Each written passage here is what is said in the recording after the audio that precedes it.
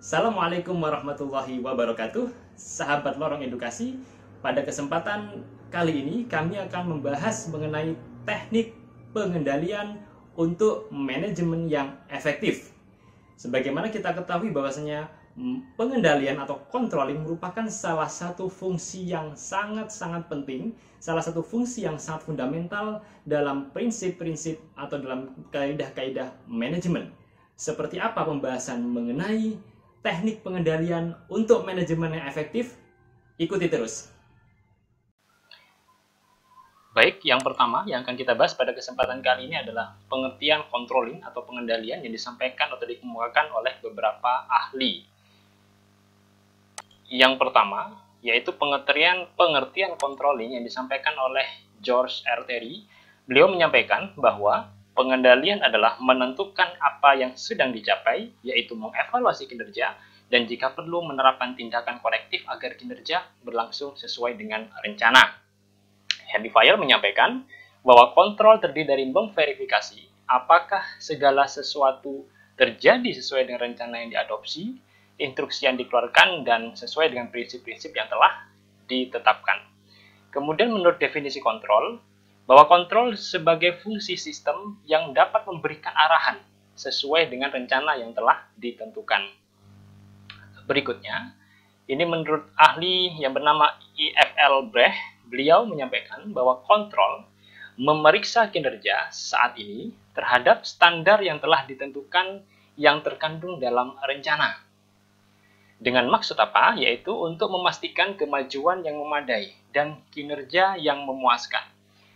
Juga dapat digunakan sebagai perekaman pengalaman yang diperoleh dari kerja suatu rencana sebagai panduan untuk kemungkinan operasional atau melakukan tindakan-tindakan operasi perusahaan. Menurut Mary Cushing Niles, bahwasanya kontrol yang dilihat adalah aspek dan proyeksi dari perencanaan. Sedangkan perencanaan menetapkan arah ke program yang dipilih atau yang diubah secara tepat. Menurut Dalton, bahwasanya kehadiran dalam bisnis merupakan kekuatan yang dapat membimbing ke tujuan yang telah ditentukan melalui kebijakan dan keputusan yang telah ditentukan. Nah, dari beberapa pendapat ahli tadi intinya adalah bagaimana controlling itu adalah melakukan proses pengawasan terhadap kinerja, mengevaluasi kinerja sehingga hasil atau output dari yang telah direncanakan tadi sesuai dengan visi, misi, ataupun rumusan-rumusan kinerja yang sudah ditentukan oleh perusahaan.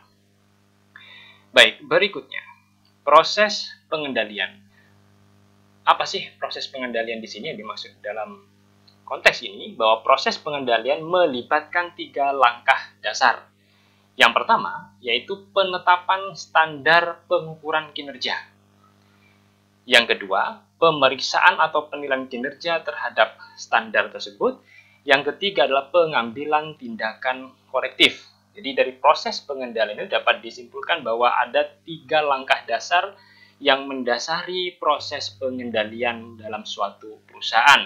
Yang pertama adalah bagaimana melakukan penetapan standar, kemudian bagaimana melakukan pemeriksaan atau penilaian terhadap standar yang sudah ditetapkan tersebut, dan yang terakhir atau yang ketiga adalah kemungkinan melakukan pengambilan tindakan korektif. Berikutnya, jenis standar pengendalian. Ada beberapa jenis standar pengendalian. Setidaknya dari jenis standar yang dapat diperbaiki untuk bekerja, yang paling penting di sini ada 5. Yang pertama adalah standar fisik. Yang kedua adalah standar biaya. Yang ketiga adalah standar pendapatan. Yang keempat adalah standar permodalan. Dan yang kelima adalah standar yang tidak berwujud atau intangible standar. Nah, ini adalah jenis-jenis standar dalam proses pengendalian yang biasanya dilakukan untuk mengukur kinerja. Ada standar fisik, kemudian biaya, ada standar pendapatan, standar pemodalan, dan juga standar yang tidak berwujud. Berikutnya, pelaporan untuk kontrol dan jenis pelaporan itu sendiri. Nah, jenis-jenis laporan itu pada umumnya ada 2. Yang pertama yaitu laporan yang bersifat lisan, dan yang kedua adalah laporan yang bersifat tertulis. Nah, Laporan juga dapat diklasifikasikan. Dalam beberapa perusahaan menerapkan pengklasifikasian. Yang pertama yaitu laporan fungsional atau laporan per divisi. Sementara yang kedua adalah laporan investigasi. Yang ketiga adalah laporan pengendalian. Dan yang terakhir biasanya adalah laporan-laporan yang sifatnya adalah khusus. Atau sifat-sifat tertentu yang digunakan oleh perusahaan dalam rangka untuk menjaga kestabilan dari perusahaan itu sendiri. Berikutnya, ini adalah laporan yang biasanya digunakan oleh Kirloskar Cummins secara umum untuk tujuan-tujuan kontrol perusahaan ya. Ini dilakukan oleh perusahaan Kirloskar Cummins. Yang pertama, untuk tujuan kontrolnya, biasanya perusahaan Kirloskar Cummins ini membuat semacam papan pesanan mingguan. Jadi ada pesanan mingguan yang ditata sedemikian rupa oleh divisi, ya mungkin bisa divisi marketing di sana, ada papan pesanan mingguan. Kemudian yang berikutnya adalah laporan keuangan mingguan. Ini juga diterapkan di sana sebagai fungsi kontrolnya, seperti apa kemudian setiap minggu perkembangan dari kinerja keuangan perusahaan. Ada juga laporan keuangan bulanan. Ini juga ditetapkan untuk mengukur bagaimana kinerja perusahaan selama 1 bulan itu, bagaimana keuangannya stabil, sehat atau tidak. Ini diukur dengan menggunakan laporan keuangan bulanan.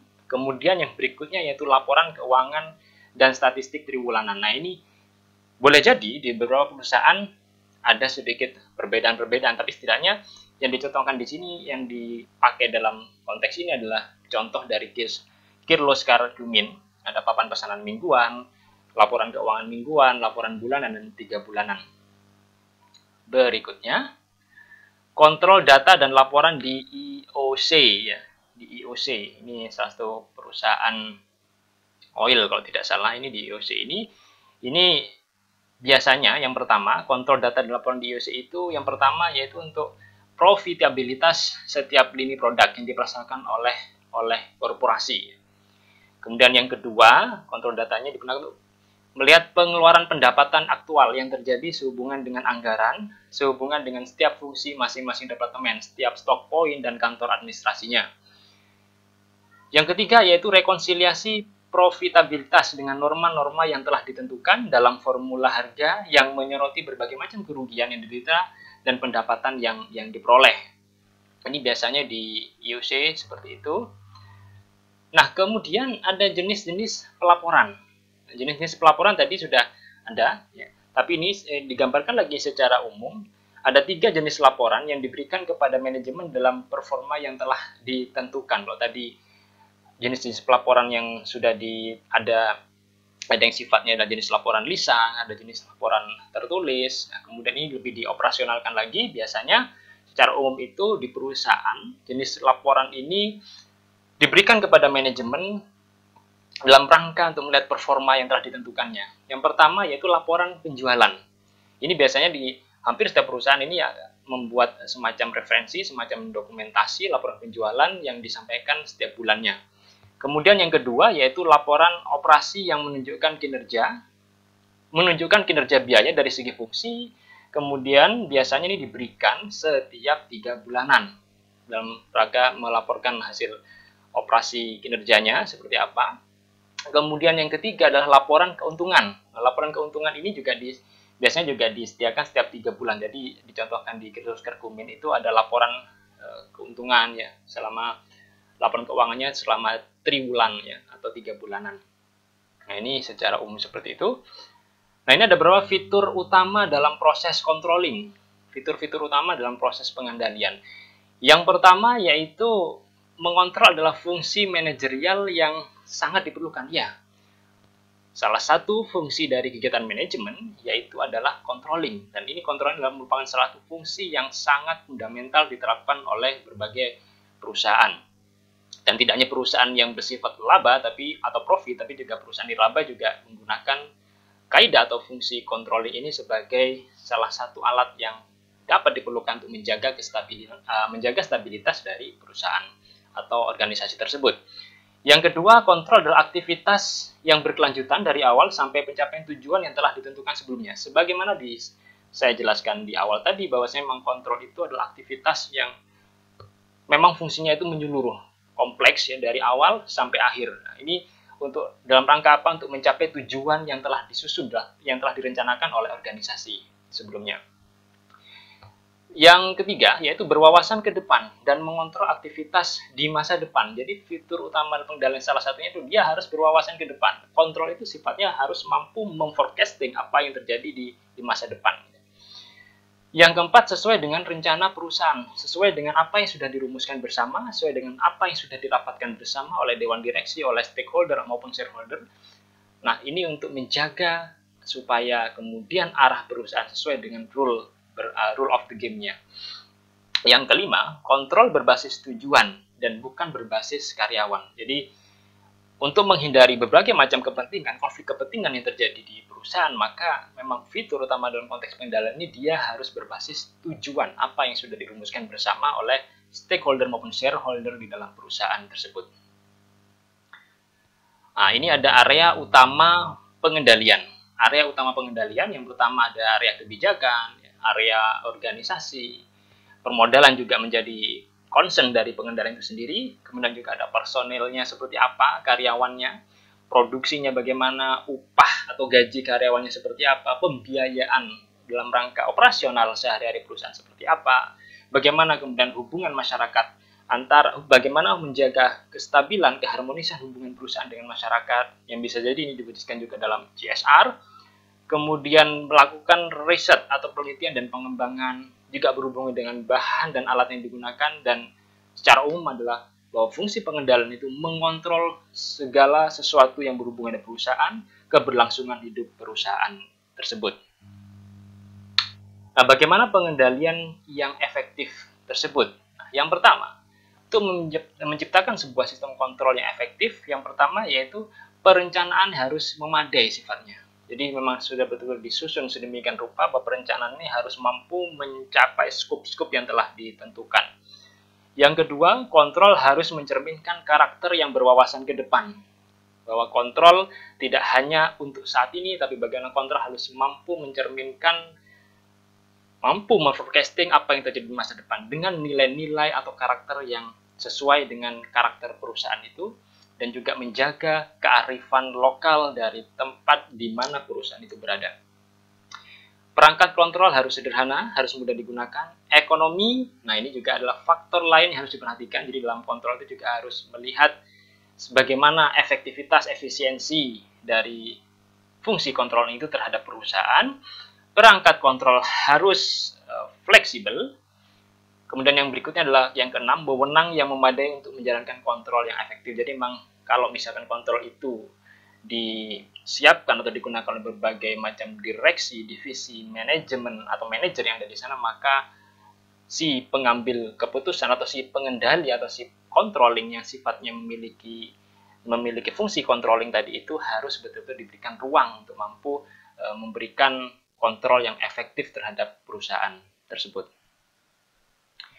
Menurut Cons dan O'Donnell, proses kontrol dasar melibatkan 3 langkah. Yang pertama adalah menetapkan standar, mengukur kinerja terhadap standar, dan mengoreksi penyimpangan dari standar dan rencana.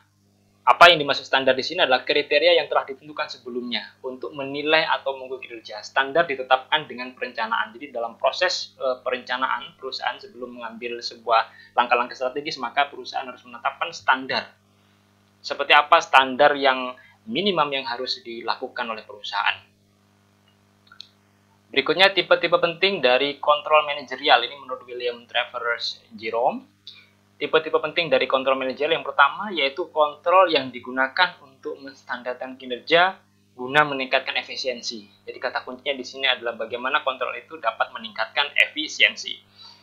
Yang kedua yaitu kontrol yang digunakan untuk melestarikan aset perusahaan. Fungsi kontrol untuk menjaga mengelola aset perusahaan. Yang ketiga, pengendalian yang digunakan untuk membakukan mutu. Jadi proses kontrol ini semaksimal mungkin outputnya harus mampu menjaga mutu perusahaan. Kemudian kontrol yang digunakan untuk memberikan batasan pada penggunaan otoritas. Jadi memang kontrol di sini digunakan untuk memberikan batasan-batasan pada mungkin di sini ada yang memberikan yang memiliki otoritas, misalkan manajemen, kemudian di berbagai divisi, maupun juga sampai ke tahapan low management atau low manager. Kemudian yang kelima, pengendalian perlu mengukur kinerja di tempat kerja. Jadi pengendalian atau kontrol itu juga harus mampu mengukur seperti apa kinerja dari berbagai macam divisi yang ada di tempat kerja tersebut. Kontrol yang digunakan untuk merencanakan operasi masa depan. Jadi tadi sudah banyak disinggung bahwasanya kontrol itu harus mampu dia melakukan forecasting apa yang terjadi di masa depan. Nah, sehingga di sini kemudian kontrol itu mampu memetakan strategi-strategi yang bagus nantinya untuk atau dalam rangka mencapai daya saing perusahaan di masa-masa selanjutnya. Yang ketujuh, kontrol yang digunakan untuk mengizinkan manajemen puncak untuk menjaga keseimbangan. Jadi memang fungsi controlling itu sendiri yang paling utama memang berada di manajemen puncak. Bagaimana kontrol itu kemudian harus diimplementasikan oleh manajemen puncak untuk mampu menjaga kestabilan atau keseimbangan dalam ekosistem perusahaan. Teknik-teknik penting dalam pengendalian ada pengendalian biaya, kemudian kontrol anggaran, akuntansi manajemen, pengendalian produksi seperti apa, quality controlnya atau kontrol kualitasnya seperti apa. Ini kemudian beberapa kontrol yang digunakan atau teknik yang digunakan dalam proses pengendalian. Berikutnya di dalam ini menurut pendapat dari seorang penulis Essential of Management dijelaskan bahwasanya ya ini beberapa manajer khususnya di tingkat yang lebih rendah seringkali lupa bahwa tanggung jawab utama untuk menjalankan kontrol terletak pada setiap manajer. Sehingga di sini proses pengendalian dasar melibatkan 3 langkah. Yang pertama bagaimana dalam konteks manajemen itu menetapkan standar terlebih dahulu. Kemudian yang kedua adalah mengukur kinerja terhadap standar, mengoreksi variasi dari standar dan rencana, seperti yang tadi sudah sempat disinggung. Kemudian berikutnya adalah dalam penetapan standar. Nah, ini penetapan standar karena rencana adalah tolok ukur yang digunakan manajer untuk membuat kontrol, maka harus ada penetapan standar yang baku di sana. Pengukuran kinerja terhadap standar idealnya harus berdasarkan pandangan ke depan. Jadi memang dalam mengukur kinerja itu bagaimana perusahaan mampu melihat ke depan apa yang akan terjadi di masa yang akan datang. Kemudian juga koreksi penyimpangan, di sini standar dibuat untuk mencerminkan berbagai posisi dalam struktur organisasi. Manajer dapat memperbaiki penyimpangan dengan penyimpangan dengan menggambar ulang suatu rencana dengan memodifikasi tujuan. Ini jadi kontrol itu juga dapat berfungsi sebagai koreksi penyimpangan. Sehingga nanti kemudian dapat menyusun ulang seperti apa tujuan-tujuan perusahaan. Tanggal titik kritis, setiap kebijakan, setiap prosedural, dan setiap anggaran menjadi standar untuk mengukur kinerja aktual atau yang tentunya diharapkan oleh perusahaan.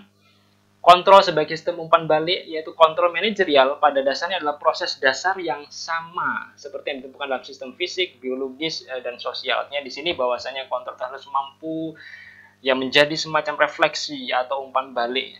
Sehingga dalam konteks ini maka umpan balik itu diharapkan menjadi masukan-masukan yang penting bagi perusahaan. Kontrol juga harus mencerminkan kendali mutu berkaitan dengan penerapan tindakan korektif. Tindakan korektif digunakan dalam rangka untuk menjaga kualitas atau mutu dari perusahaan. Demikian pembahasan pada kesempatan kali ini. Semoga bermanfaat. Assalamualaikum warahmatullahi wabarakatuh.